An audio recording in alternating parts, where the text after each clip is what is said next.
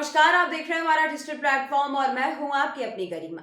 आज हम बात कर रहे हैं भारत की उस पर्वतमाला की जिसे अक्सर नजरअंदाज कर दिया जाता है, लेकिन जिसकी अनदेखी देश को भारी पड़ सकती है। जी हां दोस्तों, उसका नाम है अरावली पर्वतमाला। सवाल सिर्फ इतना नहीं है कि अरावली कितनी पुरानी, सवाल यह है कि अरावली बची तो भारत बचेगा, और अगर अरावली टूटी तो इसका असर जो है वो सिर्फ पहाड़ों तक तो सीमित रहने वाला नहीं है दोस्तों। आइए हम आपको बताते हैं अरावली के बारे में। दरअसल अरावली को भारत की सबसे प्राचीन पर्वत श्रृंखलाओं में गिना जाता है। वैज्ञानिकों के मुताबिक इसका निर्माण आज से करीब 150 करोड़ साल पहले हुआ था। यानी जब हिमालय का अस्तित्व भी नहीं था दोस्तों, तब अरावली धरती पर मौजूद थी। और यही वजह है कि भूवैज्ञानिक इसे धरती के शुरुआती इतिहास की जीवित गवाह मानते हैं।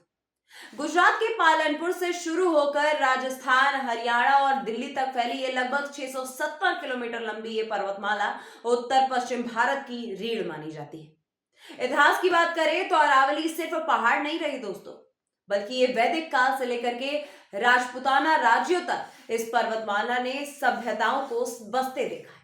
यहीं से कई नदियों का जन्म हुआ, यहीं से मानव बस्तियों को पानी और सुरक्षा मिली।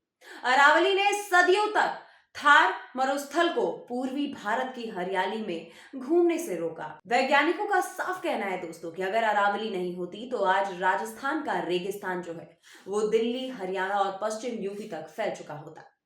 अब आगे हम आपको चलिए समझा देते हैं कि आखिर में अरावली का वैज्ञानिक महत्व क्या है।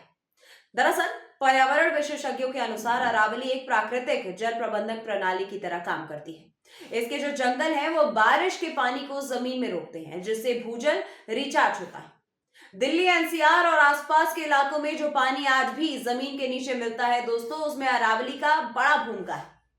मॉनसून के दौरान ये पर्वतमाला हवाओं की दिशा और नमी को संतुलित करती है, जिससे बारिश का जो पैटर्न है वो बिगड़ने से बच जाता है। जैव विविधता के लिहाज से अगर हम देखें तो अरावली किसी खजाने से कम नहीं है।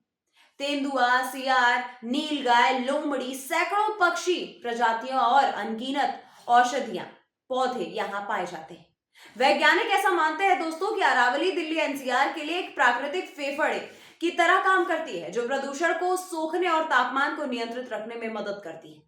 लेकिन अब सवाल ये खड़ा होता है दोस्तों कि आखिर अरावली वाला ये जो मामला चल रहा है वो आखिर है क्या। आइए हम आपको ये भी समझा देते हैं। दरअसल मामला ये है कि पिछले कुछ दशकों में अरावली को जमकर नुकसान पहुंचाया गया है। अवैध खनन ने इसके पहाड़ों को छलनी करके रख दिया है।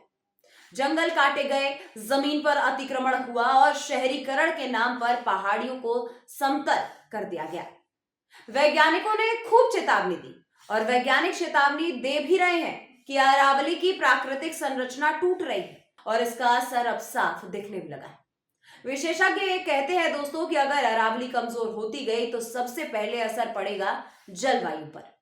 तापमान बढ़ेगा, हीट वेव ज्यादा होगी, बारिश का पैटर्न जो है वो बिगड़ने लगेगा और भूजल तेजी से खत्म हो जाएगा। दिल्ली एनसीआर जैसे इलाकों पहले ही पानी और हवा की समस्या से जूझ रहे हैं दोस्तों। ऐसे में अगर अरावली को नुकसान और ज्यादा पड़ता है तो इन संकटों को कई गुना बड़ा देखा जा सकता है।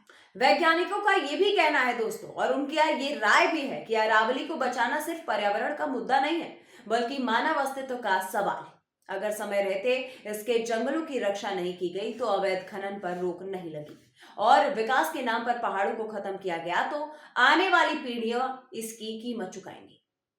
दरअसल अरावली केवल पत्थरों की एक श्रृंखला नहीं है दोस्तों, ये भारत की परिस्थितियों की सुरक्षा दीवार है, जलवायु संतुलन की कुंजी है और इतिहास से भविष्य को जोड़ने वाली कड़ी है। आज जरूरत है अरावली को समझने की, अरावली को बचाने की और इसे विकास बनाम विश्वास के बहस से ऊपर उठाकर देखने की, क्योंकि सवाल सिर्फ अरावली का नहीं है, सवाल हमारे आने वाले कल का है। इस पूरे मामले पर आपकी क्या राय है, आप कमेंट करके बताइए। आप भी बताइए कि दरअसल आपको क्या पता था अरावली के बारे में। अगर कोई चीज है जो छूट गई वो भी आप कमेंट करके जरूर बताइए। मिलती हूं मैं आपसे अगले वीडियो में, तब तक के लिए नमस्कार।